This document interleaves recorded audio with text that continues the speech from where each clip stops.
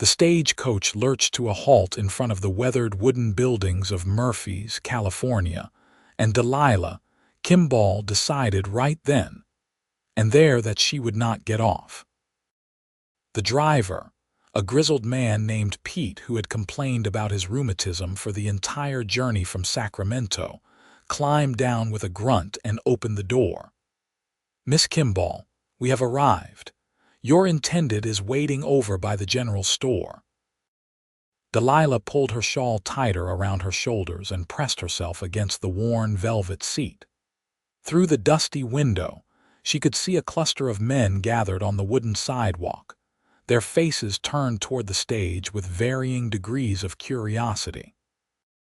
One of them would be Marcus Pruitt, the man whose letters had promised her a comfortable home and a gentle life in the Sierra Nevada foothills. The man whose photograph had shown a stern face with cold eyes that had made her stomach clench with dread even as she had boarded the stage in Boston 3 weeks ago. "Miss Kimball," Pete repeated, his weathered face appearing in the doorway. "You all right?" "I cannot do this," Delilah said, her voice barely above a whisper. The words felt like a confession, an admission of the weakness her father had always accused her of harboring. But her father was dead now, and her brother had made it clear that there was no room for an unmarried sister in his household, not with his new wife demanding every comfort. "Now, miss, I understand you might be nervous, but you do not understand," Delilah interrupted, her Boston accent sharp in the dusty California air. "I have made a terrible mistake. I need to return to Sacramento on the next stage." Pete's expression shifted from confusion to concern. "Miss, your passage was one way, and even if you had the fare, the next stage does not come through for 3 days. Your intended man paid good money for your transport." The reminder of money, of debts and obligations, made Delilah's chest tighten. She had $37 to her name, everything she had managed to save from selling her mother's jewelry and her own meager possessions. It would not be enough to start over anywhere, certainly not enough to book passage back east. "Then I shall wait 3 days right here," she said, lifting her chin with a defiance she did not entirely feel. Pete scratched his beard, clearly at a loss. "Miss, I cannot just leave you sitting in the stage for 3 days. I have got to take the horses to the livery and the coach goes into the barn." "Which one is he?" Delilah asked, peering through the window again. Pete followed her gaze. "Mr. Pruitt. He is the tall fellow in the black coat, the one with the silver watch chain." Delilah's heart sank. The man Pete indicated was even less appealing in person than in his photograph. Marcus Pruitt stood with rigid posture, his thin lips pressed into a disapproving line as he checked his pocket watch for the 3rd time since the stage had arrived. Everything about him reminded her of her father during his worst moods, of the cold silences and cutting remarks that had filled her childhood home. "I cannot," she repeated, this time with more certainty. "Please, just tell him I have changed my mind. Tell him I shall repay the cost of my passage as soon as I am able." Pete looked genuinely distressed now. "Miss, this is not Boston. A woman cannot just refuse a marriage arrangement out here. There are contracts, agreements. Mr. Pruitt could cause you considerable trouble." "Then what am I supposed to do?" The desperation in her own voice startled Delilah. She had spent the entire journey west trying to convince herself that she could go through with this arrangement, that security and survival were worth the sacrifice of any hope for affection or happiness. But now, faced with the reality of Marcus Pruitt's cold expression and rigid bearing, she found she could not take that final step. The sound of boots on wooden planks announced the approach of someone new. Delilah shrank back against the seat as a shadow fell across the open stage door. But instead of Marcus Pruitt's anticipated scowl, She found herself looking up at a sun-weathered face with startlingly blue eyes and an expression of genuine concern. "Pete, what seems to be the trouble?" The newcomer had a voice like warm honey, rough around the edges but somehow soothing. "Weston Vance, you mind your own business," Pete said, but there was no real heat in his words. "This is a private matter." Weston Vance tilted his head, his gaze shifting from Pete to Delilah. He was younger than Marcus Pruitt by at least a decade, probably no more than 28 or 30, with dark hair that curled slightly at his collar and shoulders broad enough to fill the doorway. He wore simple clothes, a work shirt and worn denim trousers, dusty boots that had seen considerable use. Everything about him suggested a working man, someone who earned his living with his hands rather than sitting behind a desk or counting money in a bank. "Seems like it is becoming a public matter, seeing as how half the town is standing around waiting to see what happens next," Weston said. He nodded politely to Delilah. "Begging your pardon, miss, but I could not help overhearing that you are having some hesitation about your arrival." "That is putting it mildly," Delilah said before she could think better of it. There was something about this stranger that made her want to be honest, to drop the careful propriety she had been raised to maintain at all costs. A smile tugged at the corner of Weston's mouth, not mocking but understanding. "Mail order arrangement with Marcus Pruitt. You know him." "Everyone knows Marcus," Weston said. "He owns the stamp mill about 5 miles north of town, profitable operation by all accounts." "But—" Delilah prompted, hearing the unspoken word in his tone. Weston glanced over his shoulder at the gathering crowd, then back at Delilah. "But he is not known for his warmth or generosity of spirit. Had a wife before, about 6 years back. She lasted 8 months before she left him and headed back to San Francisco." The information should have made Delilah feel vindicated in her refusal, but instead it just made her situation feel more desperate. If she refused Marcus now in front of the whole town, what would become of her? She had no skills beyond basic household management and needlework. She had no references, no family connections in California. She was utterly alone and nearly penniless in a rough mining town in the foothills of the Sierra Nevada. "What am I going to do?" she whispered, more to herself than to either man. Weston was quiet for a moment, then he did something completely unexpected. He climbed up into the stagecoach, settling onto the seat across from Delilah with easy grace despite his size. Pete made a sound of protest, but Weston waved him off. "Give us a minute, Pete. Go tell Marcus that there has been some confusion with the luggage or something. Buy us some time." Pete muttered something under his breath about young fools and their romantic notions, but he shuffled off toward the waiting crowd. In the sudden intimacy of the enclosed stage, Delilah became acutely aware of how improper this situation was. She was alone with a strange man, unchaperoned, in a space barely large enough for 2 people. But instead of feeling threatened, she felt oddly safe. "My name is Weston Vance," he said, as if they were meeting at a church social rather than in a stagecoach under bizarre circumstances. "I own a small ranch about 3 miles east of here. Cattle, mostly, and some horses. It is not fancy, but it is honest work and the land is beautiful."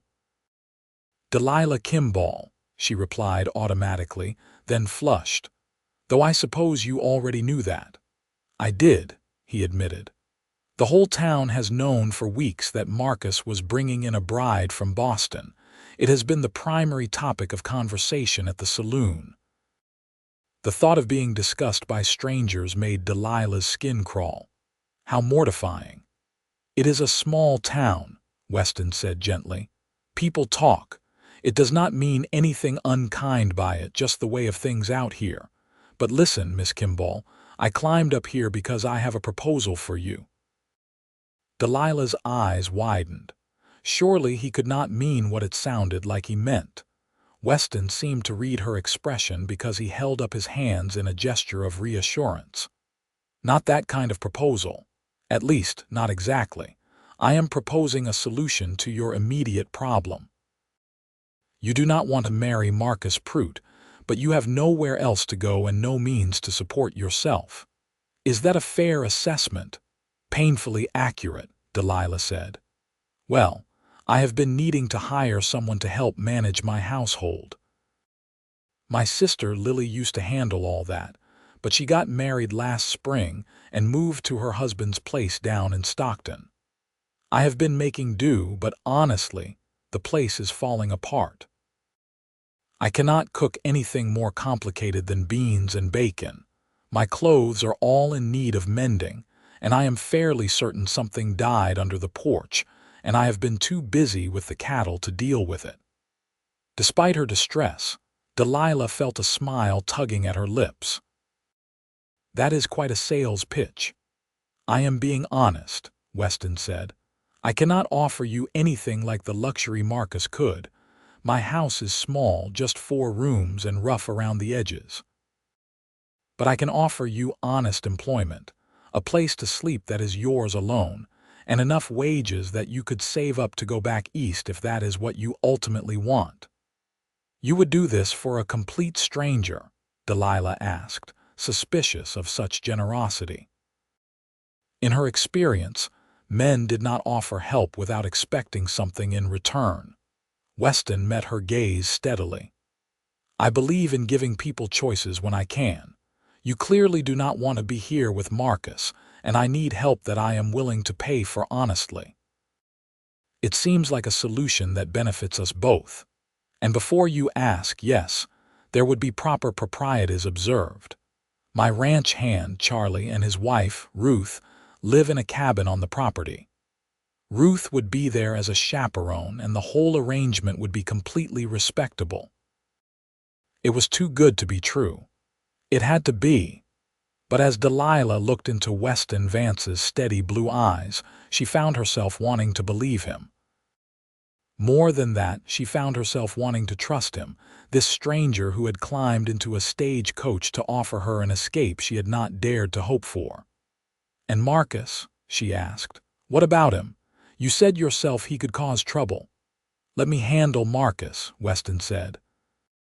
I will explain that you are accepting employment with me instead, and I will personally ensure he gets reimbursement for your passage.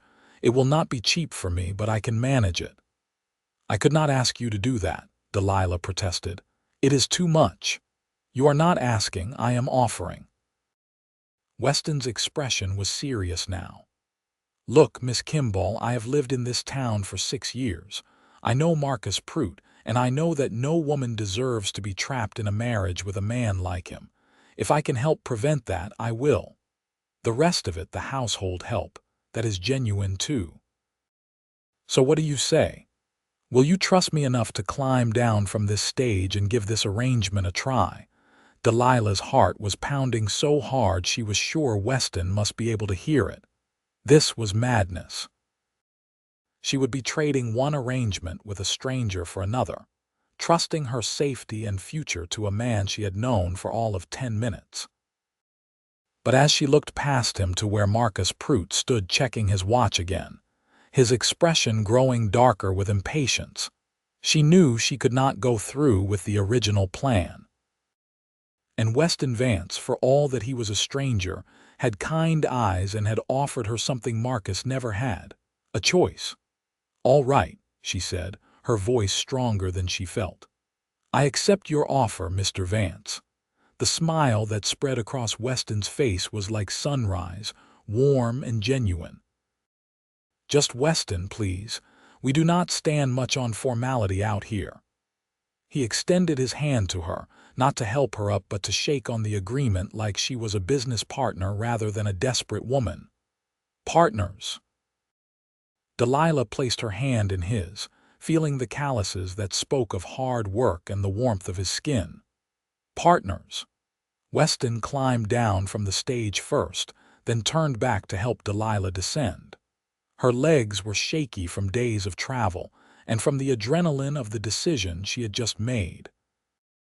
When her foot slipped on the iron step, Weston's hands went to her waist, steadying her with easy strength. "I have got you," he said quietly, and somehow Delilah believed him. The moment her feet touched the dusty street of Murphy's, California, Marcus Pruitt was striding toward them, his face flushed with anger. "What is the meaning of this delay? Miss Kimball, I have been waiting for nearly 20 minutes." Before Delilah could formulate a response, Weston stepped slightly in front of her, his posture relaxed but protective. "There has been a change of plans, Marcus. Miss Kimball will not be accepting your marriage proposal. She has accepted a position as housekeeper at my ranch instead." The silence that followed this announcement was deafening. Marcus's face went from red to nearly purple. "This is outrageous. We have a contract. I paid for her passage. And I will reimburse you for every cent," Weston said calmly. "I will bring the money to your office tomorrow morning." "Miss Kimball has made her choice, and I expect you to respect it." "You cannot do this," Marcus sputtered. "She came here to marry me. We have an agreement." "An agreement that she is choosing not to honor," Weston said. His voice remained level, but there was steel underneath the calm tone. "Unless you want to try to force a woman into marriage against her will. Because I would be interested to hear how you think that would work out for you, legally or otherwise." Marcus turned his furious gaze on Delilah. "You ungrateful woman! Do you have any idea what I spent to bring you here?" "What I offered you." Delilah's fear was rapidly being replaced by anger. "You offered me a contract, Mr. Pruitt. Not a marriage, not a partnership, certainly not affection. I read every one of your letters, and not once did you ask me what I wanted or hoped for. Every communication was about your needs, your requirements, your expectations. I may have been desperate enough to consider such an arrangement when I was in Boston, but I am not so desperate that I will bind myself to a man who sees me as nothing more than an unpaid servant and obligation fulfillment." The watching crowd, which had grown considerably during the confrontation, murmured at this. Delilah saw several women nodding in agreement, and a few of the men looked uncomfortable. Marcus clearly heard it too, because his expression shifted from rage to something colder and more calculated. "You will regret this," he said quietly. "Both of you. I am not a man to be humiliated publicly." "That sounds like a threat, Marcus," Weston said, his tone still calm but his eyes hard. "I would think very carefully before you continue that line of thinking. Miss Kimball has broken no law by refusing to marry you. She is a free woman making a free choice. If you attempt to cause trouble for her or for me because your pride is wounded, you will find that I have friends in this town too, and we take a dim view of men who try to bully women into submission." For a long moment, Marcus looked like he might say something else, might push the confrontation further. But then his gaze swept the assembled crowd, saw the lack of sympathy in most faces, and he seemed to recalculate. "I will expect full reimbursement by noon tomorrow," he said stiffly. "Plus 10% for the inconvenience and public embarrassment. You will get exact reimbursement and not a penny more," Weston said. "And you will consider yourself lucky that Miss Kimball is gracious enough to agree to even that much, given that you have provided her with no services or benefits to date." Marcus made a sound of disgust and turned on his heel, stalking toward a fine black carriage that waited at the end of the street. The moment he climbed inside and the driver snapped the reins, the tension in the air dissipated like morning fog. The crowd began to disperse, though Delilah could hear the excited buzz of conversation as people hurried off to spread the news of what had just transpired. She felt suddenly exhausted, the weight of the past weeks of travel and worry catching up with her all at once. "You all right?" Weston asked quietly, his hand light on her elbow. "I just refused a man in front of an entire town, accepted employment from a complete stranger, and have apparently made an enemy of what sounds like a powerful local businessman," Delilah said. "I am not entirely sure how I am supposed to feel about any of that." "Fair enough," Weston said. "How about we get your trunk loaded onto my wagon and head out to the ranch? You can get settled, meet Ruth and Charlie, and have some time to catch your breath. Tomorrow will be soon enough to worry about everything else." The practicality of the suggestion appealed to Delilah. She nodded, suddenly too tired to do much else. Weston retrieved her trunk from the stage, hoisting it onto his shoulder with an ease that spoke of considerable strength. His wagon was a simple flatbed, well-maintained but clearly used for work rather than show. He loaded the trunk into the back, then helped Delilah up onto the wooden seat. As they pulled away from the main street of Murphy's, Delilah looked back at the town. It was larger than she had expected, with several substantial buildings including what looked like a hotel, multiple saloons, a church, and various stores and businesses. The scars of mining were evident in the surrounding hillsides, where water cannons had torn away the earth in search of gold. "It was a boom town during the rush," Weston said, following her gaze. "Named after the Murphy brothers who founded it back in '48. Still produces gold, though not like it used to. Most folks now are in timber or ranching like me. More sustainable than hoping to strike it rich digging holes." "How did you come to be here?" Delilah asked, grateful for the distraction of conversation. "My father had gold fever," Weston said. "Dragged the whole family out here from Missouri in '53. I was 8 years old and thought it was the grandest adventure.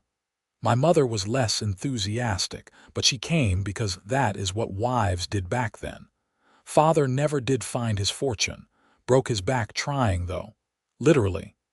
Cave in at a claim he was working in '59. He lived another 3 years but never walked again." "I am sorry," Delilah said softly. Weston shrugged. "It was a long time ago. My mother took in sewing and laundry to keep us fed. I worked whatever jobs I could find. Lily, my sister, she helped Mother with the sewing. We made it work. After Mother passed in '67, I had saved enough to buy some land and start the ranch. Lily stayed with me until she married last year. It has been lonely since she left, but I have been happy enough.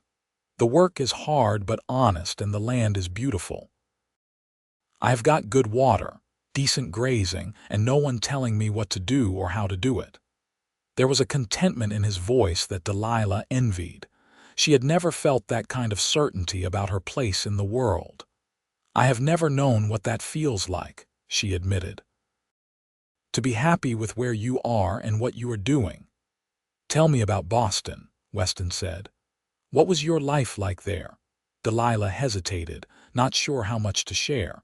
But there was something about the rhythm of the wagon and the peaceful countryside rolling past that loosened her tongue.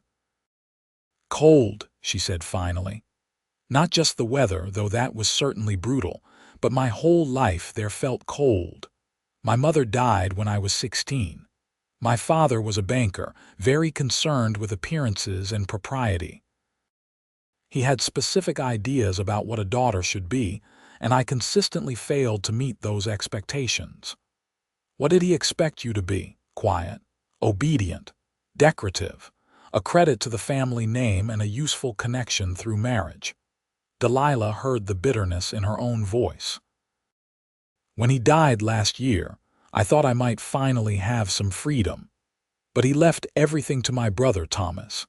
And Thomas's wife, Constance, made it very clear that she did not want a spinster sister-in-law cluttering up her household.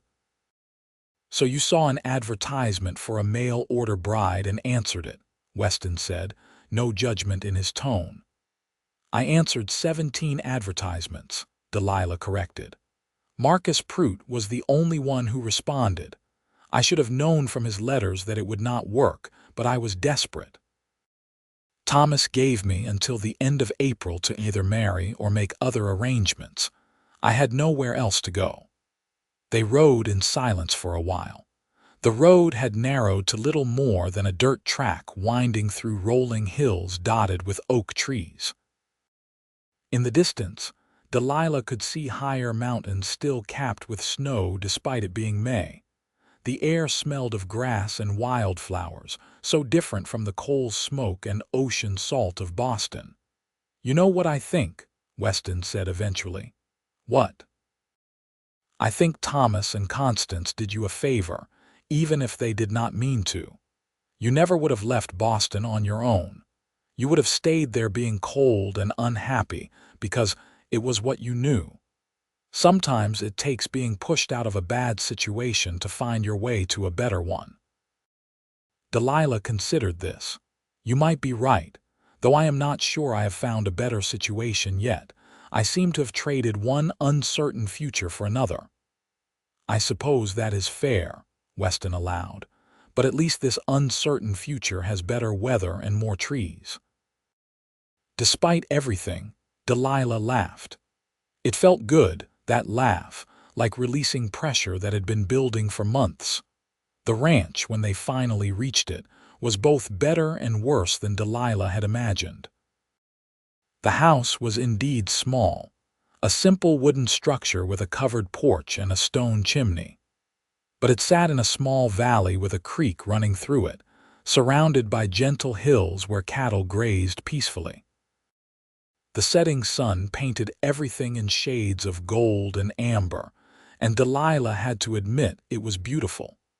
A smaller cabin sat about 50 yards from the main house, and as they approached, a woman emerged from it, wiping her hands on her apron.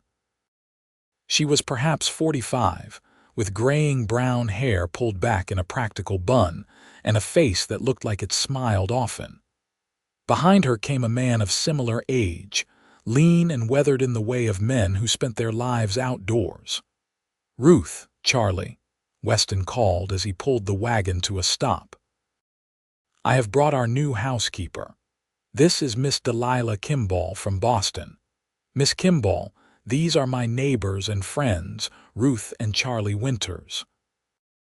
Ruth's eyes widened slightly at the introduction, and Delilah realized that the woman had probably expected Marcus Pruitt's new bride, not Weston's new employee.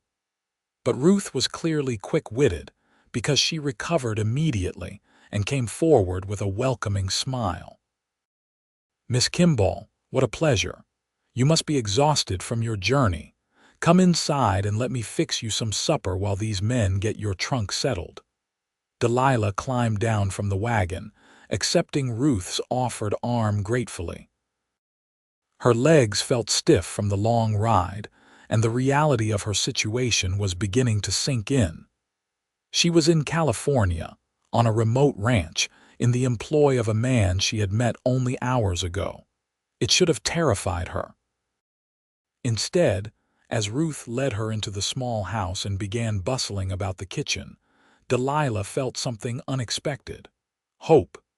The interior of the house was indeed rough, as Weston had warned.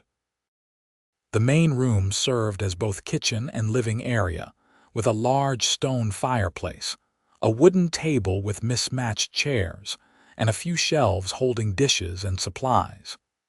2 doors led off the main room, presumably to bedrooms. Everything was clean but sparse, and Delilah could see what Weston had meant about the place needing a woman's touch. There were no curtains on the windows, no rugs on the floor, no decorative touches to make the space feel like a home rather than just shelter. "It is not much to look at right now," Ruth said, following Delilah's gaze. "But Lily had it quite nice before she left. Weston just has not had the time or inclination to maintain it. He is a good man, though. Best boss Charlie and I have ever worked for, and we have been here 4 years now." "He seems kind," Delilah said carefully. Ruth shot her a knowing look. "The whole town will be talking about what happened today by sunset. Weston standing up to Marcus Pruitt like that. It was quite something." I did not mean to cause trouble, Delilah said. Oh, honey, you did not cause anything. Marcus causes his own trouble by being who he is. Ruth pulled a pot from a hook and began filling it with water from a bucket. His first wife, Sarah, she was a sweet thing. Lasted as long as she could, but Marcus's controlling ways and sharp temper wore her down.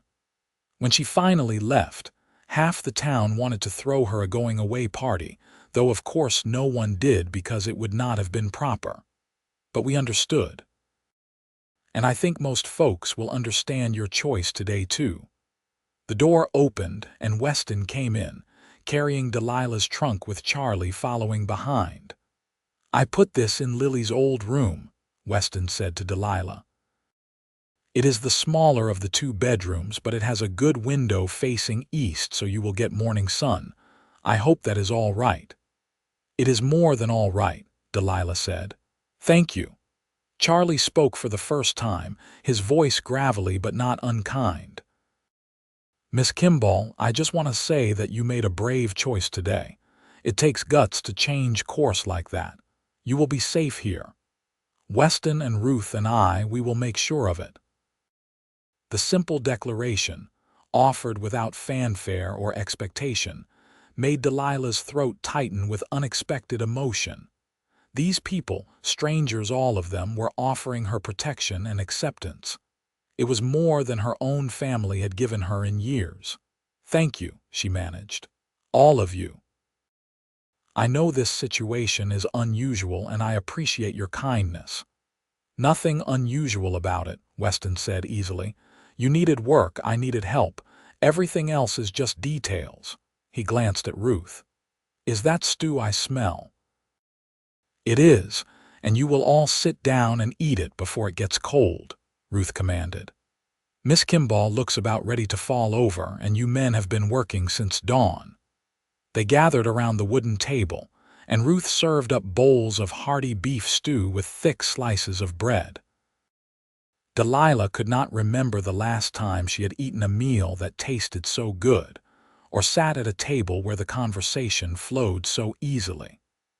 Charlie told a story about a stubborn bull who had spent the morning evading capture. Ruth shared news from town about the minister's wife expecting her 5th child. Weston mostly listened, but when he spoke, it was with dry humor that made everyone laugh. Delilah found herself relaxing in a way she had not for months, maybe years. These people were not judging her, not expecting her to perform or pretend. They were just sharing a meal and conversation, and she was welcome to be part of it. After supper, Ruth shooed the men outside to tend to the evening chores while she helped Delilah unpack her trunk and settle into the small bedroom. The room was indeed small, but it had a real bed with a corn husk mattress, a small dresser, and that promised window. Ruth had even found some spare sheets and a quilt to make up the bed. I know it is not what you are used to, Ruth said as she smoothed the quilt. But it is honest and it is yours. No one will come in here without your permission. Weston is very particular about respecting privacy and propriety. It is perfect, Delilah said, and meant it. She had never had a room that was truly hers. In Boston, she had always been in her father's house, subject to his rules and whims. Even the room she had briefly occupied in her brother's home had felt like borrowed space, temporary and conditional. Ruth smiled. You are going to do just fine here, Miss Kimball, I can tell. Now you get some rest. Tomorrow we can talk about the household arrangements and what Weston needs. But tonight, you just sleep and let yourself arrive, really arrive. After Ruth left, Delilah changed into her nightdress and sat on the edge of the bed, looking around the small room. Through the window, she could see stars beginning to emerge in the darkening sky, more stars than she had ever seen in Boston where the city lights obscured them. She could hear the gentle lowing of cattle in the distance, the chirp of crickets, the murmur of voices as Weston and Charlie talked outside. She had done it. She had actually done it. She had refused Marcus Pruitt, accepted a job from a stranger, and started a completely new life in a place she had never been. It should have felt reckless and frightening. Instead, as Delilah lay down on the surprisingly comfortable bed and pulled the quilt up to her chin, she felt something she had not felt in a very long time. She felt safe. Sleep came quickly, deep and dreamless, the sleep of exhaustion and relief. Delilah woke to golden sunlight streaming through the window and the sound of a rooster crowing somewhere nearby. For a moment, she was disoriented, not recognizing her surroundings. Then memory flooded back and she sat up, taking in the small room, her trunk still half unpacked in the corner, her traveling dress draped over the single chair. She was in California, on Weston Vance's ranch. She was a housekeeper now, not a mail-order bride. The thought made her smile. Rising quickly, Delilah washed her face in the basin on the dresser and dressed in one of her simpler day dresses. She had brought mostly practical clothes, anticipating a life of work rather than leisure, though she did have 2 nicer dresses for church or social occasions. Her reflection in the small mirror showed a woman who looked younger than her 23 years, with dark hair that curled stubbornly no matter how she tried to tame it, and green eyes that her mother had always called her best feature. When she emerged from the bedroom, she found Weston already up, standing at the stove and frowning at a pan of what looked like burning eggs. "Good morning," Delilah said. Weston looked up, his expression relieved. "Thank God.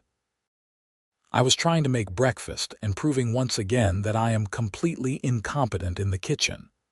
"Do you know how to cook?"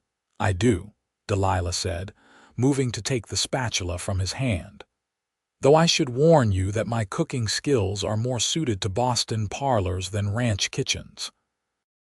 I may need some guidance on what ingredients are available and what meals are practical out here." "Anything would be better than what I have been managing," Weston said, stepping back to give her access to the stove. "I can make coffee and bacon, and that is about the extent of my skills. Sometimes I just eat bacon for 3 meals in a row." Delilah surveyed the kitchen area, taking quick inventory of what was available. She found eggs, bacon, flour, some dried apples, a jar of what looked like honey. "I can work with this. Why do you not make the coffee while I rescue breakfast?" They worked in companionable silence, Weston at the fireplace where he set up a pot to boil water for coffee, Delilah at the stove where she salvaged what she could of the eggs and started fresh bacon. It felt surprisingly domestic, this easy sharing of space and tasks. "I need to ride into town this morning," Weston said as he waited for the water to boil. "I promised Marcus I would have his reimbursement by noon, and I want to get it done early so there is no question about me keeping my word. Would you like to come along? You could see more of Murphy's, maybe meet some of the other women in town." Delilah hesitated. The thought of facing the town after yesterday's scene was daunting, but she could not hide on the ranch forever. "All right," she said. "Yes, I will come." They ate breakfast at the wooden table, and Delilah was pleased to see Weston eat with genuine appreciation. "This is delicious," he said. "You can actually taste that they are eggs, not just charred things that used to be eggs." "The bar you have set is remarkably low," Delilah said, but she smiled. After breakfast, Weston went to hitch up the wagon while Delilah changed into one of her nicer dresses and pinned her hair up more carefully. When she emerged, she found Ruth waiting outside, a basket over her arm. "Weston said you are going into town," Ruth said. "I thought you might want some company. If you do not mind, I need to stop by the general store for some supplies." Delilah felt a rush of gratitude. Having Ruth along would make the trip much less intimidating. "I would appreciate that very much." The ride into Murphy's was pleasant in the morning light. Ruth kept up a steady stream of conversation, pointing out landmarks and sharing stories about the area. She explained that the town had been incorporated back in '55 and had been a center of mining activity for years. Now, it was transitioning to a more agricultural economy, with ranches and timber operations replacing the gold claims. When they reached the main street, Delilah was relieved to see that there was no crowd waiting to gawk at her. People went about their business, though she noticed several curious glances thrown her way. Weston stopped the wagon in front of a substantial brick building with a sign identifying it as the Murphy's Bank and Assay office. "This will not take long," he said, climbing down. "You two go ahead to the general store if you like. I will meet you there." Ruth led Delilah down the wooden sidewalk to a large building with Patterson General Store painted across the front. Inside, it was crowded with goods of every description: fabric and thread, tools and hardware, food staples and medicines, even some ready-made clothing and books. The proprietor, a round woman with a cheerful face, looked up as they entered. "Ruth, good morning. And you must be Miss Kimball. Word has spread about yesterday's excitement. Mrs. Patterson, may I introduce Miss Delilah Kimball?" Ruth said formally.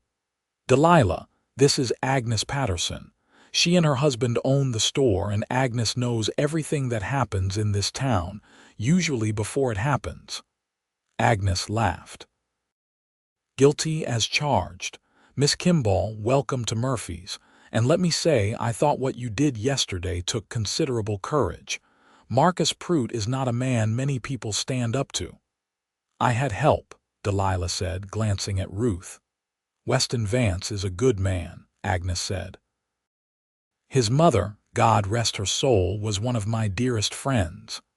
I watched that boy grow up, and he has always had a protective streak, especially toward women and children. You will be safe working for him." Other women had come into the store, and soon Delilah found herself surrounded by friendly faces, all eager to introduce themselves and welcome her. There was Martha Green, the schoolteacher; Helen White, the doctor's wife; Sarah Murphy, descended from the town's founders and full of local history. They asked polite questions about her journey and her impressions of California, never prying too deeply, but making it clear that she was welcome among them. "You must come to the church social next week," Martha said. "It is nothing fancy, just a gathering in the church hall with some food and conversation, but it is a nice way to meet people." "I would like that," Delilah said, surprised to find it was true. These women were so different from the rigid, judgmental social circles in Boston. There was a warmth and genuine interest that she had rarely encountered back east. Weston found them there about 20 minutes later, surrounded by bolts of fabric as the women debated whether Delilah should make curtains for the ranch house in blue or green. He looked slightly overwhelmed by the chattering group, but pleased. "Ladies, I hate to interrupt, but I need to discuss some household matters with Miss Kimball before we head back," he said. They made their goodbyes, with promises to see Delilah at church on Sunday, and headed back out to the wagon. Weston helped both women up, then climbed up himself and took the reins. "You looked like you were being welcomed into a secret society in there," he observed. "They were very kind," Delilah said. "Much kinder than I expected, honestly. I thought people would judge me for refusing Marcus publicly." "Most folks around here are not fans of Marcus," Ruth said. "Oh, they respect his business success, but they do not particularly like him as a person. You refusing him probably raised you in their estimation." As they drove past the stamp mill office, Delilah noticed Marcus Pruitt standing in the window, watching them pass. His expression was cold and unreadable. A shiver ran down her spine despite the warm morning air. "He still looks angry," she said quietly. Weston followed her gaze and his jaw tightened. "Marcus will get over it once his pride stops smarting. I paid him back every cent plus a little extra for his trouble. He has no legitimate grievance and he knows it. But Delilah could not shake the feeling that Marcus Pruitt was not the type of man to simply accept a loss, especially a public one. She kept this thought to herself, though, not wanting to worry Weston or Ruth. Back at the ranch, Ruth helped Delilah take stock of the household supplies and make a list of what was needed. The pantry was surprisingly well stocked with basics, but there was a notable lack of anything that required actual cooking skill or planning. Weston tends to buy simple things he can prepare without much thought, Ruth explained. Lots of beans, bacon, bread. He goes through bread like nothing I have ever seen because he basically lives on it. We should have a proper kitchen garden, Delilah mused, looking out at the yard. Fresh vegetables would improve the meals considerably and save money. Lily used to have one, but it has gone to weeds since she left. I have been too busy with my own household to maintain it. Ruth brightened. But if you wanted to revive it, I could help. I have seeds saved from last year. Over the next few days, Delilah fell into a routine. She woke early, made breakfast for Weston and whichever ranch hands were around, then spent the mornings cleaning and organizing the house. The afternoons were devoted to mending clothes, preparing supper, and starting to plan the garden. Ruth was a frequent visitor, always ready to help or offer advice, and Delilah found herself genuinely enjoying the other woman's company. Weston was polite and appreciative, always thanking her for meals and never making demands. He worked long hours with the cattle and horses, often coming in dusty and exhausted. But he always had a kind word and seemed genuinely pleased with the changes Delilah was making to his home. By the end of the first week, the house looked dramatically different. Delilah had made simple curtains from fabric she purchased on credit from Mrs. Patterson, with Weston's permission. She had rearranged furniture to make better use of space, scrubbed every surface until it gleamed, and even managed to coax some wildflowers into blooming in a jar on the table. "This place looks like a real home now," Charlie said one evening at supper, looking around with approval. No offense to Weston, but it was looking pretty rough there for a while. "None taken," Weston said. "I know my limitations. This is why I hired help." But Delilah noticed the way Weston looked around the room sometimes, a soft expression on his face that suggested he appreciated the changes on a deeper level than just practical improvement. It made her feel useful in a way she had never felt in Boston. Sunday came, and Delilah dressed carefully in her best dress for church. Weston appeared in clean trousers and a pressed shirt that Delilah had mended and ironed earlier in the week. He looked handsome, she realized with a start. Not in the polished, formal way of Boston gentlemen, but in a more natural, masculine way that made her heart beat a little faster. The church was a simple white building at the edge of town, and it was packed when they arrived. Delilah felt nervous as she walked in beside Weston, very aware of the curious glances thrown their way.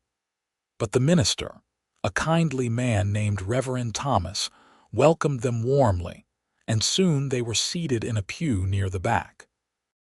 The service was simpler than what Delilah was used to, less formal and rigid. The hymns were sung with genuine enthusiasm.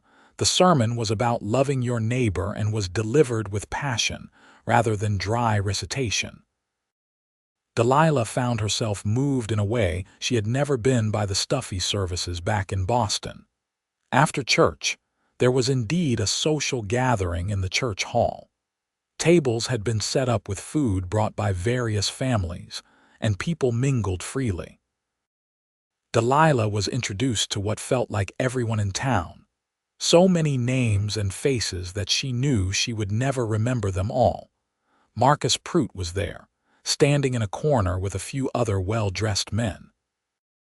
He did not approach Delilah, but she felt his eyes on her several times throughout the afternoon. It made her uncomfortable, but she tried not to let it show. "You are doing wonderfully," Martha Green said, appearing at Delilah's elbow with a cup of lemonade. "I know it must be overwhelming, meeting so many new people at once, but everyone seems quite taken with you." "They are being very kind," Delilah said. "Kindness comes easily when someone deserves it," Martha replied. She lowered her voice slightly. "And I think it helps that you are here with Weston. Everyone knows him to be a man of integrity. His endorsement carries weight." Delilah glanced across the room to where Weston stood talking with a group of ranchers. He looked relaxed and comfortable, his laugh genuine as someone told a story. She realized she was starting to care what he thought of her, starting to want his approval and appreciation. It was a dangerous realization, but not an entirely unwelcome one.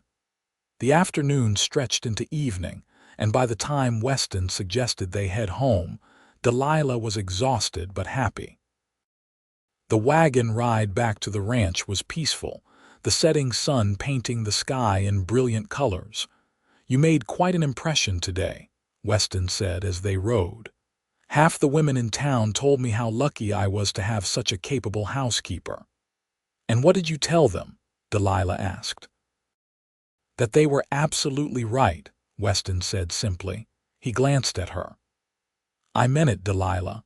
I know we have only been at this arrangement for a week, but you have made such a difference, not just in how the house looks, but in how it feels. It feels like a home now, not just a place I sleep between work days." The use of her first name, the warmth in his voice, made Delilah's chest tighten with an emotion she was afraid to name. "I am glad," she said softly. "I have been happier this week than I have been in a very long time. Thank you for giving me this opportunity." They rode in silence for a while, but it was a comfortable silence, the kind that exists between people who are becoming friends. Delilah found herself studying Weston's profile in the fading light, the strong line of his jaw, the way his hair curled slightly at his collar. He was a good man, she had realized over the past week. Truly good, in a way that had nothing to do with propriety or social expectations, and everything to do with fundamental decency. When they reached the ranch, Weston helped her down from the wagon with his customary courtesy. But this time, his hands lingered at her waist a moment longer than necessary, and when Delilah looked up, she found him watching her with an expression she could not quite read. "Delilah, he began, then seemed to think better of it. "Sleep well. I will see you in the morning." He turned away quickly, heading toward the barn to put away the wagon and tend the horses. Delilah stood in the gathering dusk, her heart beating faster than it should, wondering what he had been about to say. The next few weeks passed in a pleasant blur of work and routine. Delilah and Ruth worked together to revive the kitchen garden, planting vegetables and herbs that would provide fresh food throughout the summer. The house continued to transform under Delilah's care, with small improvements and touches that made it more comfortable and inviting. She and Weston fell into an easy rhythm, working alongside each other in the mornings and evenings, sharing meals and conversation. Delilah learned about his dreams for the ranch, his plans to expand the herd and maybe start breeding horses. Weston learned about her love of reading and her frustration with the limited education afforded to women. He surprised her one day by bringing home 3 books he had ordered from Sacramento, including a volume of poetry she had mentioned wanting to read. "You did not have to do that," she had said, touched by the gesture. "I wanted to," he replied. "You work hard. You deserve small pleasures." It was gestures like that, small kindnesses that showed he listened and cared, that made Delilah's feelings for Weston deepen from gratitude and friendship into something more complicated. She found herself thinking about him at odd moments, noticing small details like the way he smiled when he thought no one was watching, or the gentleness in his hands when he worked with the horses. She was falling in love with him. She realized one evening as she watched him repair a fence rail, his shirt sleeves rolled up to reveal muscular forearms. The realization should have frightened her, but instead it felt right, like something that had been inevitable from the moment he had climbed into that stagecoach and offered her a choice. But Weston showed no signs of returning her feelings beyond friendly appreciation and respect. He was unfailingly polite, careful about propriety, never overstepping the boundaries of their employer-employee relationship. Delilah told herself to be content with what she had: a safe home, meaningful work, and a good friend. It was more than she had dared hope for when she had left Boston. Then came the afternoon when everything changed. Delilah had ridden into town with Ruth to purchase supplies, leaving Weston and Charlie to work on repairing the barn roof. They had finished their shopping and were loading packages into the wagon when Marcus Pruitt appeared, stepping out from the alley beside the general store. "Miss Kimball," he said, his voice cold and formal, "I wonder if I might have a word with you." Ruth immediately moved closer to Delilah, her expression protective. "Mr. Pruitt, I do not think that is appropriate." "I am not speaking to you, Mrs. Winters," Marcus said. "I have business with Miss Kimball." "We have no business," Delilah said, proud that her voice remained steady despite the fear clenching her stomach. "You were repaid for my passage. Our association is concluded. On the contrary, I believe we have unfinished business." Marcus stepped closer, and Delilah could smell whiskey on his breath. "You owe me an apology for the public humiliation you caused me." "I owe you nothing," Delilah said firmly. "I made a choice not to honor an agreement I should never have entered into. If your pride was wounded, that is unfortunate, but it is not my responsibility." Marcus's hand shot out and grabbed Delilah's arm, his fingers digging in painfully. "You need to learn some respect, girl. You and that cowboy both think you can make a fool of me without consequences." "Let go of her," Ruth commanded, trying to pull Marcus's hand away. But Marcus was stronger, and he yanked Delilah closer, his face inches from hers. "You will regret choosing him over me." "You will." He never finished the sentence because suddenly he was flying backward, released by a force that sent him sprawling in the dusty street. Delilah looked up to see Weston standing there, his face dark with fury.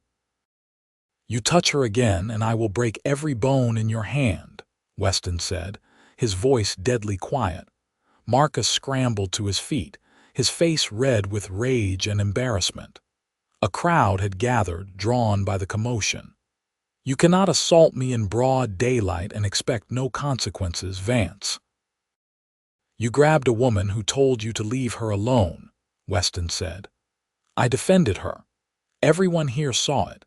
Now get out of my sight before I forget myself and give you the beating you have been asking for since you arrived in this town." For a moment it looked like Marcus might actually swing at Weston, but then he seemed to remember where he was and who was watching. "This is not over," he hissed. "You will both regret crossing me." He stalked off toward his office, and the crowd slowly dispersed, buzzing with conversation. Weston immediately turned to Delilah, his anger fading to concern. "Are you all right? Did he hurt you?" Delilah looked down at her arm where Marcus had grabbed her. There would be bruises, she could already see the red marks forming. "I am all right, thank you for intervening." But she was not all right. She was shaking, adrenaline and fear coursing through her body. Weston seemed to realize this because he gently took her elbow and guided her to the wagon. "Let us get you home," he said softly. The ride back was quiet, Ruth and Weston exchanging worried glances while Delilah tried to process what had happened. Marcus's words echoed in her mind. "You will regret this." It had sounded like a threat, and given his expression, she believed he meant it. At the ranch, Weston helped her down from the wagon with extra care, his hand gentle on her back as he guided her into the house. Ruth followed, already moving toward the kitchen to make tea. "I should have been there," Weston said, his voice rough with self-recrimination. "I should have gone with you to town." "You could not have known," Delilah said, "and you arrived when I needed you." "How did you know to come?" Ruth asked, setting the kettle on to boil. "Charlie saw you all leaving and mentioned that Marcus had been in his office staring out the window at the general store all morning. Something about it felt wrong, so I rode into town to check." Weston shook his head. "I arrived just in time to see him grab you." He crossed to where Delilah sat at the table and carefully took her arm, examining the bruises forming there. His touch was gentle, but she could feel the tension in him, the barely controlled anger at seeing her hurt. "I am going to talk to the sheriff tomorrow," he said. "Marcus needs to understand that this behavior will not be tolerated." "Will it do any good?" Delilah asked. "He is a powerful man in this town." "Sheriff Morrison is a fair man," Weston said, "and there were plenty of witnesses to what happened today. Marcus cannot just threaten and assault people without consequences, no matter how much money he has." Ruth brought over tea, heavily sweetened, and insisted Delilah drink it. The warmth helped steady her nerves, but she could not shake the feeling that this was just the beginning of trouble with Marcus Pruitt. That night, Delilah lay in bed unable to sleep, her mind racing with worry. She heard the creak of footsteps in the main room and rose, wrapping a shawl around her nightdress. When she emerged from her bedroom, she found Weston sitting at the table, a lantern burning low. "Could not sleep either?" he asked. "Too much thinking," Delilah admitted. She sat down across from him, noting the tiredness in his face. "Weston, maybe I should leave. I do not want to cause trouble for you with Marcus." "Do not even suggest that," Weston said immediately. "You are not causing trouble. Marcus is causing trouble because he is a bully who cannot handle having his will crossed. If you leave, you are just telling him that his tactics work." "But what if he tries to hurt you? Or your ranch?" "Then I will deal with it," Weston said firmly. "Delilah, I want you to understand something. When I offered you this position, it was not just because I needed a housekeeper. It was because I saw a woman who needed help and I was in a position to provide it. I do not regret that decision for a second. You have become—" He paused, seeming to search for words. "You have become important to me, not just as an employee but as a person. As a friend." "You are important to me too," Delilah said softly. They sat in the lamplight, looking at each other, and Delilah felt the air between them change, becoming charged with something unspoken. Weston's gaze dropped to her lips, then back to her eyes, and for a moment she thought he might lean across the table, might close the distance between them. But then he cleared his throat and stood. "We should both try to get some sleep. Tomorrow will be a long day." Delilah nodded, disappointed but not surprised. She rose and moved toward her bedroom, then turned back.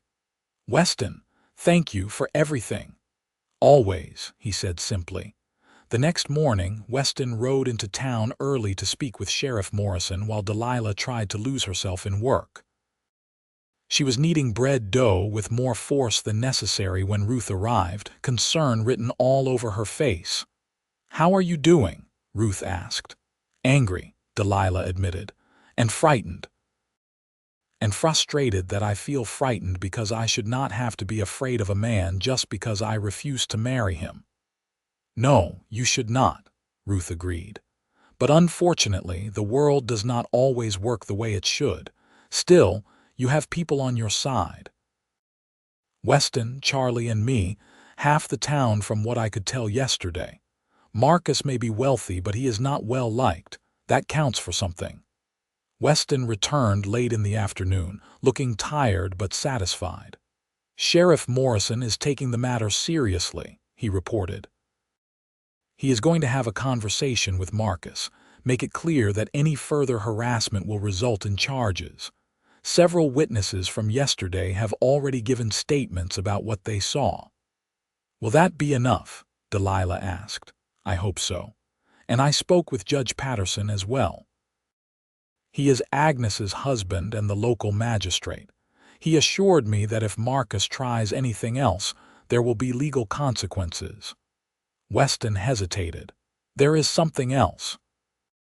The judge mentioned that there might be questions about the propriety of our living arrangement, given that you are an unmarried woman living in a household with an unmarried man. Delilah's heart sank, even with Ruth and Charlie nearby.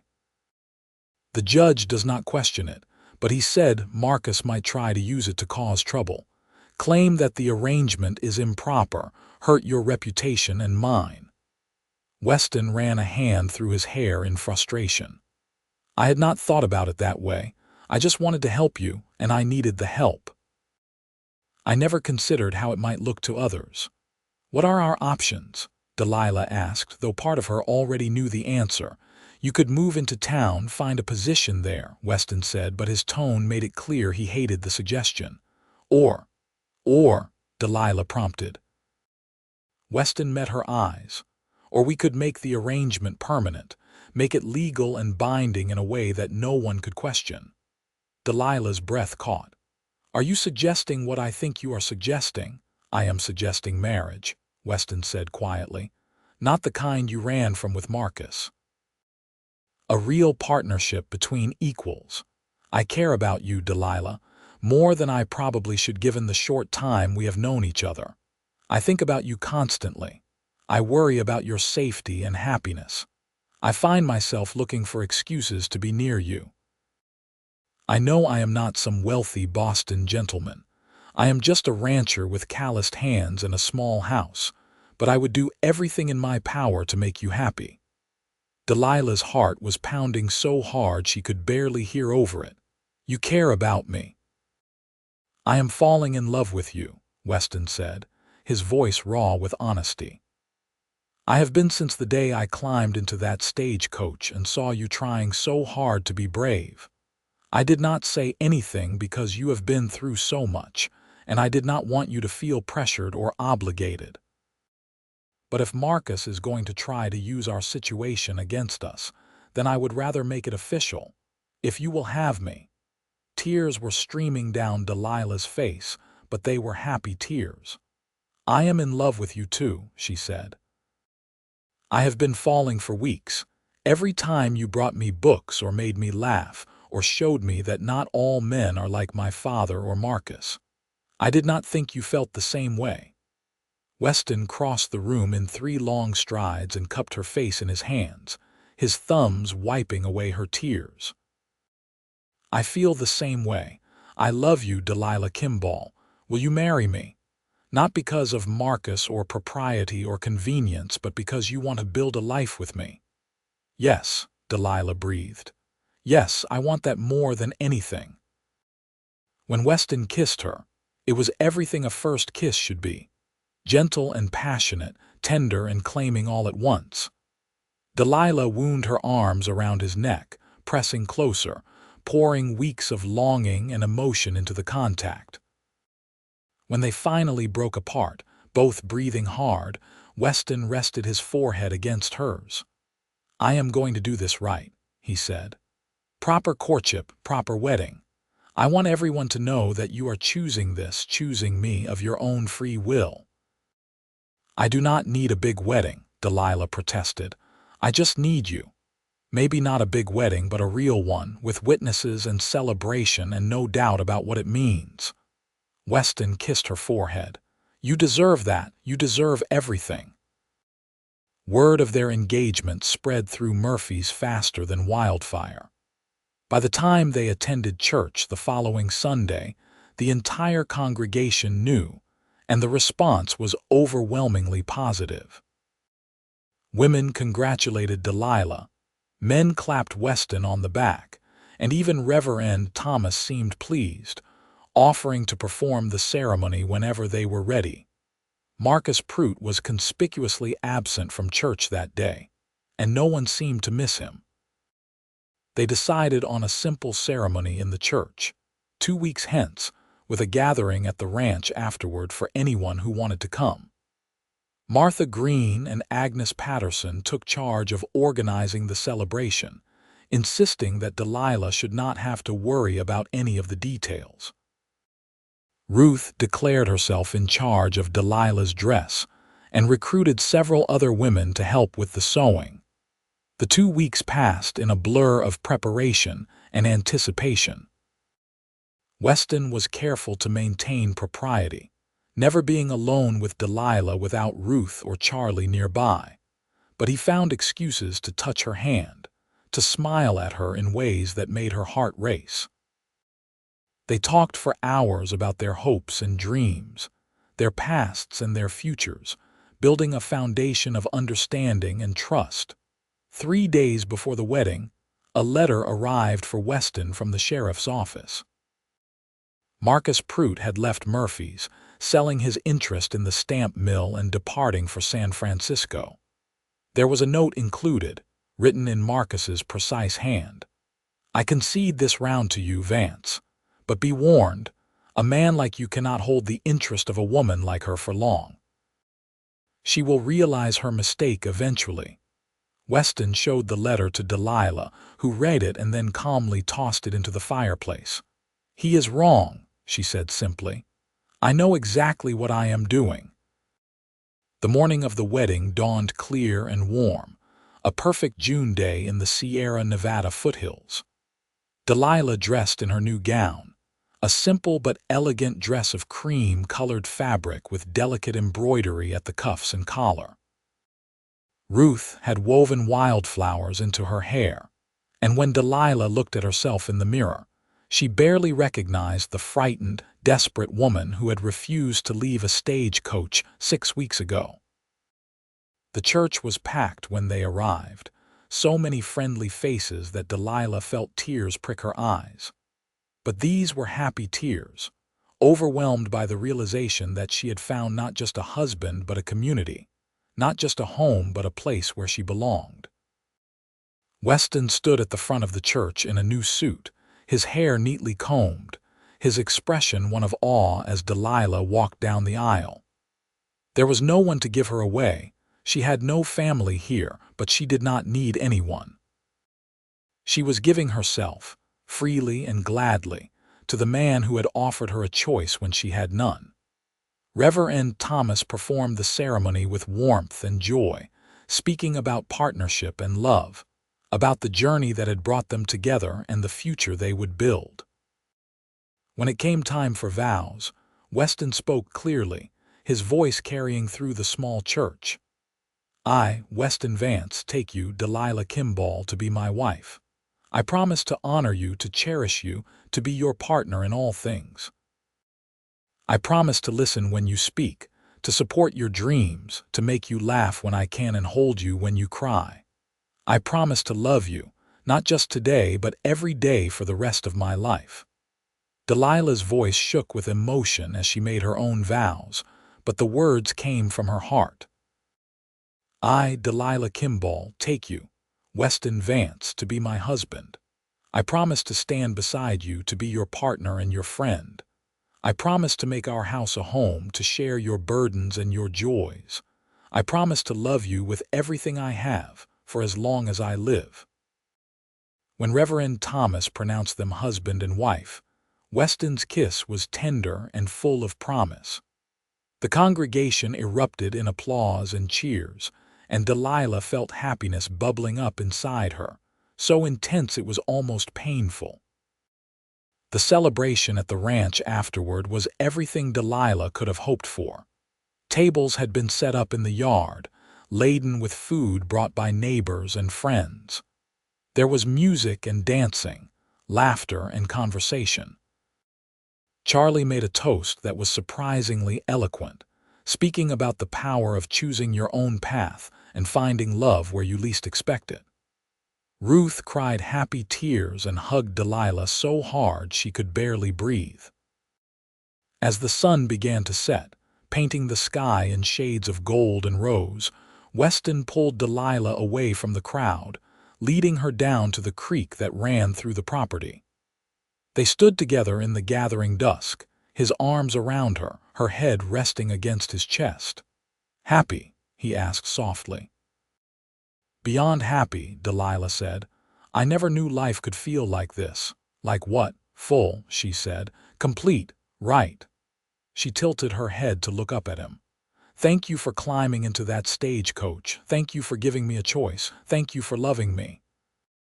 "Thank you for being brave enough to refuse to get off," Weston said. "And brave enough to take a chance on a cowboy with a small ranch and big dreams." He kissed her then, and Delilah lost herself in the sensation, in the perfect rightness of being in his arms. This was what she had been searching for without knowing it. Not security or status or obligation, but love and partnership and the freedom to choose her own happiness.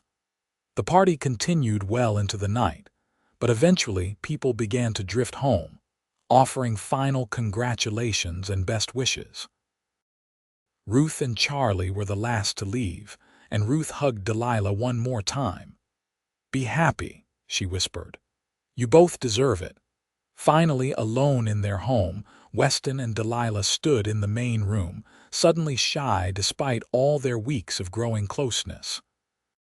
Weston reached out and gently pulled the flowers from Delilah's hair, setting them on the table with care. "I love you," he said. "I will spend the rest of my life making sure you never regret choosing me." "I could never regret this," Delilah said, taking his hand and placing it over her heart.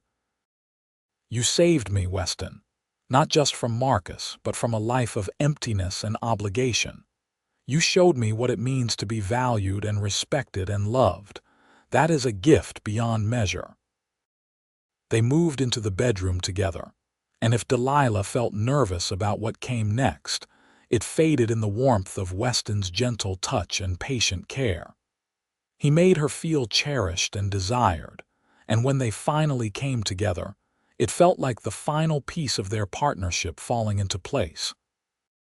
Afterward, lying in Weston's arms in the darkness, listening to the sounds of the ranch settling for the night, Delilah felt peace settle over her. She had traveled 3,000 miles, fled from one arrangement and stumbled into another, and found her way to exactly where she was meant to be. "What are you thinking?" Weston asked, his voice sleepy and content. "I am thinking that I am home," Delilah said.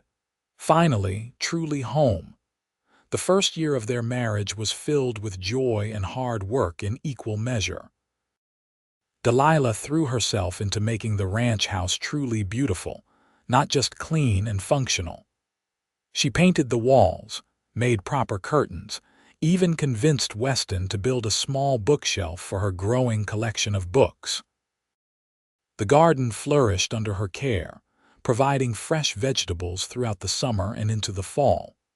Weston expanded the herd as planned, and his reputation for quality cattle grew throughout the region.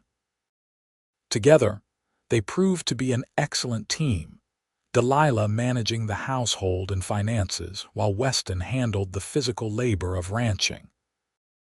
But there was overlap too, with Delilah learning to help with some of the lighter ranch work and Weston becoming surprisingly helpful in the kitchen when needed.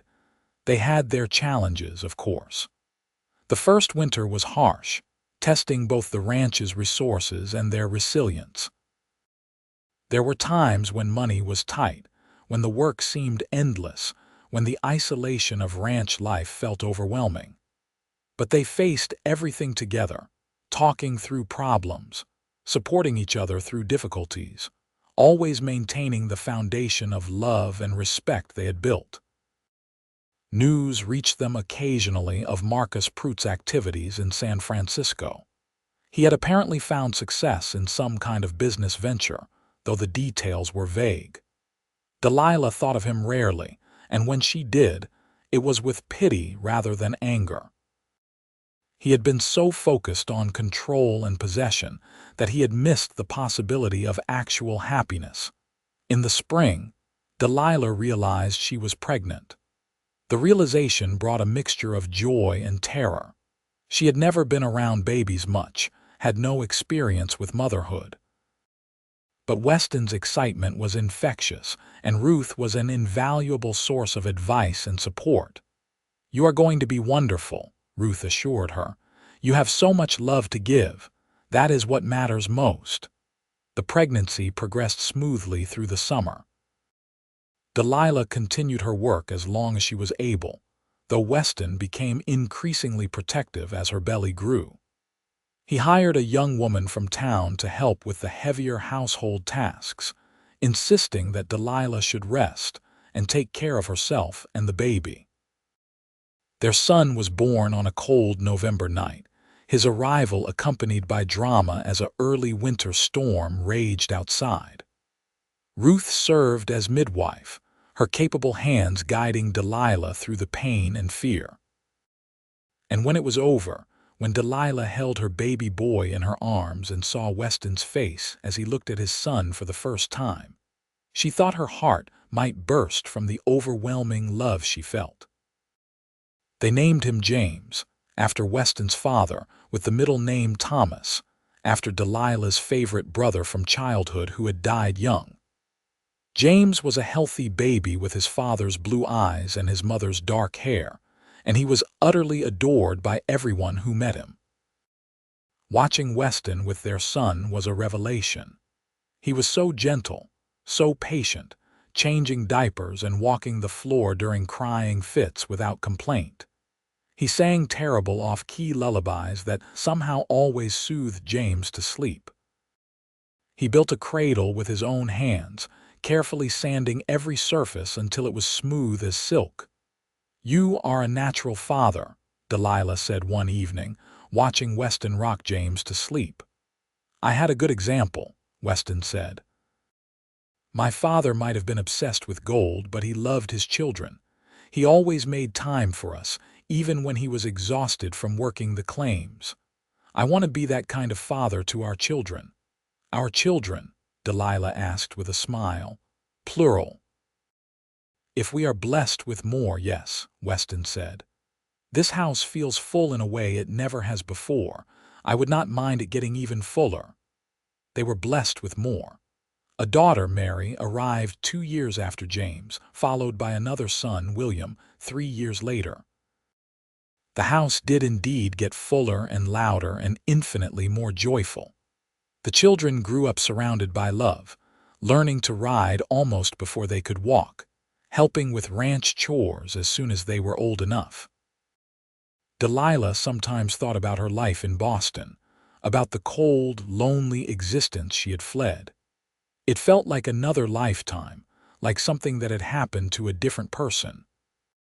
She barely recognized herself in that desperate woman who had refused to leave a stagecoach, though she was grateful to her for having the courage to say no to the wrong future. The ranch prospered over the years. Weston's hard work and Delilah's careful management paid off, allowing them to buy more land, build a bigger house when the children outgrew the original 4 rooms, even hire more help so that Weston did not have to work quite so hard. They became respected members of the community, known for their integrity and generosity. On their 10th anniversary, Weston surprised Delilah with a trip to Sacramento, their first time away from the ranch since their wedding. They stayed in a nice hotel, ate in restaurants, and attended the theater. It was lovely, a reminder that they were not just parents and ranchers, but also husband and wife, lovers and best friends. "You ever regret it?" Weston asked as they walked through the city streets one evening. "Leaving Boston, all the culture and society you had there," Delilah laughed. "I never had culture and society in Boston, Weston. I had cold propriety and rigid expectations. Here, I have a real life. A life I chose, with a man I love, in a place where I am valued for who I am rather than what I can provide to others. I have never regretted my choice for a single moment. Even when the roof leaked and we had to put buckets all over the house. Even then." Even when the cattle got out and you had to help round them up while 6 months pregnant with Mary? Even then, Delilah confirmed, squeezing his hand. Every challenge, every hardship, it was all worth it because we faced it together. That is what makes the difference. As the years passed and the children grew, Delilah sometimes told them the story of how their parents met, about the stagecoach and the cowboy who climbed aboard to offer help, about the choice that changed everything. The children loved the story, especially the dramatic parts about Marcus Pruitt and the confrontation in town. "You were so brave, Mama," Mary would say, eyes wide with admiration. "Your father was the brave one," Delilah would always reply. "He stood up to a powerful man to help a stranger." "That takes real courage." "You were both brave," Weston would interject. "It takes courage to refuse the wrong path, just as much as it takes courage to offer a better one." James, their eldest, grew into a fine young man who loved the ranch and wanted to take it over someday. Mary was spirited and clever, with dreams of becoming a teacher like Martha Green. William was still young, but he showed signs of his father's gentle nature and his mother's determination. On their 20th anniversary, the whole family gathered for a celebration at the ranch that had grown to include not just the immediate family, but also Ruth and Charlie, now elderly but still spry, and many friends from town. As Delilah looked around at the laughing, talking crowd, at the home she and Weston had built together, at the life they had created, she felt overwhelming gratitude. That night, after the guests had left and the children were asleep, Delilah and Weston sat on the porch of their house, looking up at the stars. It was a warm summer night, and the sounds of crickets and distant cattle were a familiar symphony. 20 years, Weston said, his arm around Delilah's shoulders. "Sometimes it feels like yesterday that I climbed into that stagecoach. Other times it feels like you have always been here, like I cannot remember a time before you." "I know what you mean," Delilah said. "It is strange to think how different our lives could have been if just one thing had changed. If I had gotten off that stage, if you had not been in town that day, if I had not been brave enough to accept your offer." "I do not believe in fate exactly," Weston said thoughtfully. "But I believe that sometimes people find their way to each other because they are meant to. You and I, we were meant to be together. I am sure of it." "I am sure of it too," Delilah agreed. She turned to look at him, this man who had given her everything by giving her a choice. His hair was graying at the temples now, and there were lines around his eyes from years of squinting into the sun. But he was still the most handsome man she had ever seen, and the love she felt for him had only grown deeper and richer with time. "I love you," she said. "More than I did the day we married, which I would not have thought possible. But love grows, does it not? It deepens and changes and becomes something even more beautiful than it started." "It does," Weston agreed. "And I love you more than words can express. You made my house a home, Delilah. You gave me children and partnership and joy. You are the best thing that ever happened to me." They kissed in the starlight, and it was just as sweet as their first kiss had been, just as full of promise and passion. 20 years had not diminished what they felt for each other, only strengthened it. As they grew older, they took satisfaction in watching their children build their own lives. James did indeed take over the ranch, bringing new ideas and energy while still respecting the foundation his parents had built.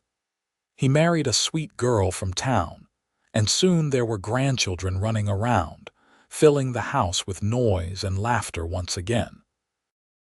Mary became a teacher as she had dreamed, working in Murphy's, and eventually marrying a kind young lawyer who supported her passion for education. William surprised everyone by developing an interest in engineering, heading to San Francisco for training and eventually working on railroad projects throughout California. Through it all, Weston and Delilah remained partners, best friends, and deeply in love. They grew old together gracefully, silver replacing dark hair, but never losing the fundamental connection that had drawn them together in the first place.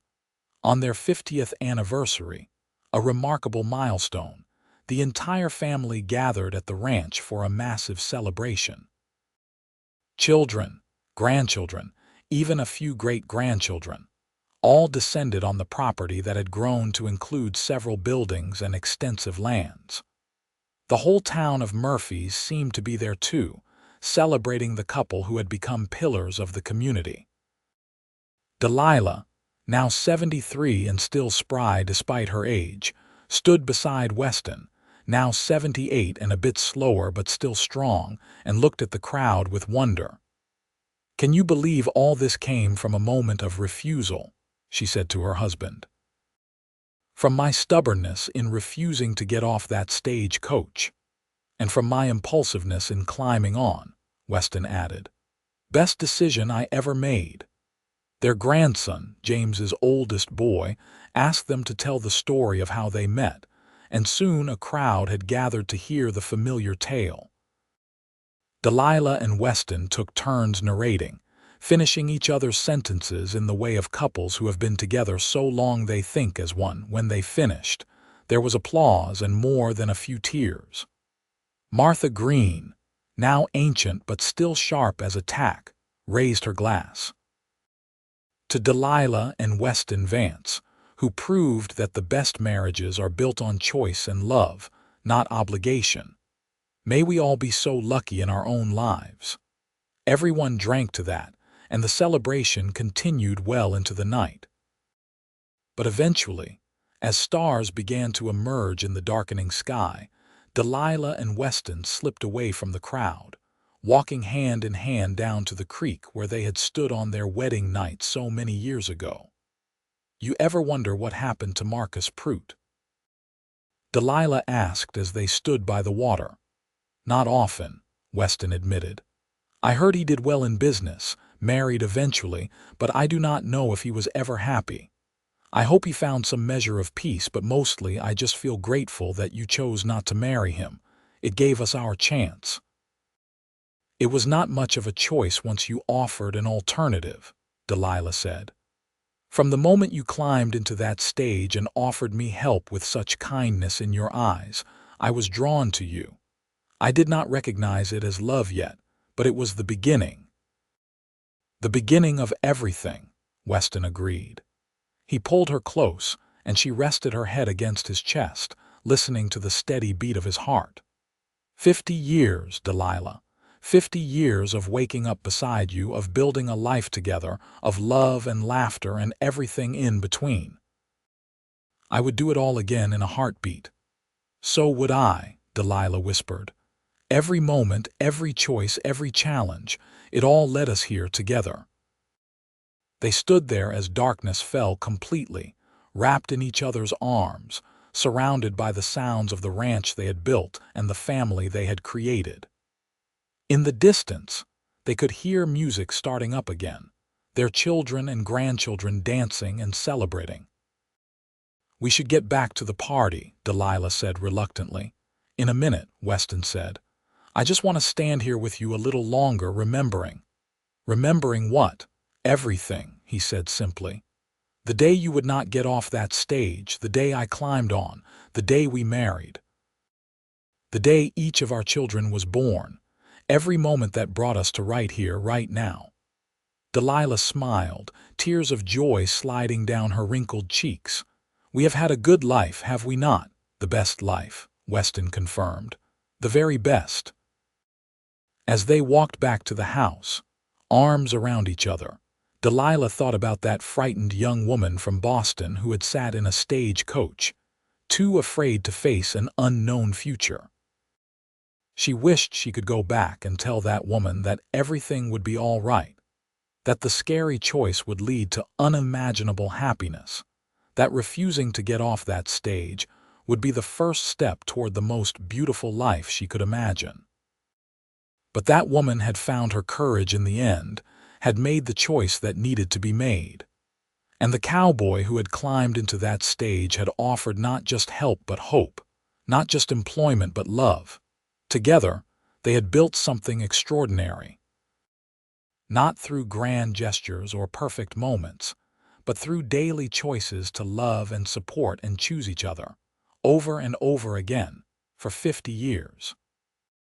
And it all started because a mail-order bride refused to get off a stage, and a cowboy climbed on and convinced her that there was another way, a better way, a way that led to home.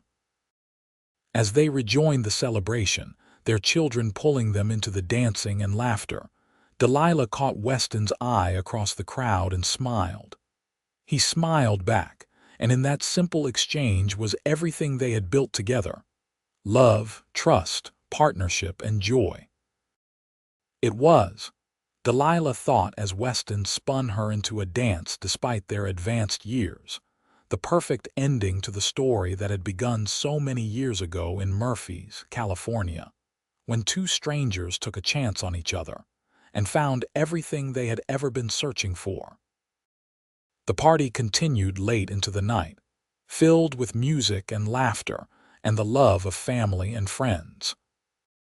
And when it finally ended, when the last guest had departed and the last lantern had been extinguished, Weston and Delilah Vance settled into their bed, still holding hands as they had every night for 50 years, and drifted off to sleep, grateful for the past and peaceful about whatever future remained.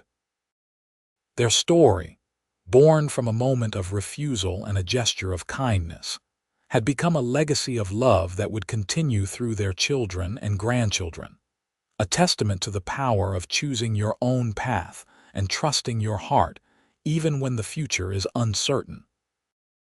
It was, in every way that mattered, a perfect happily ever after.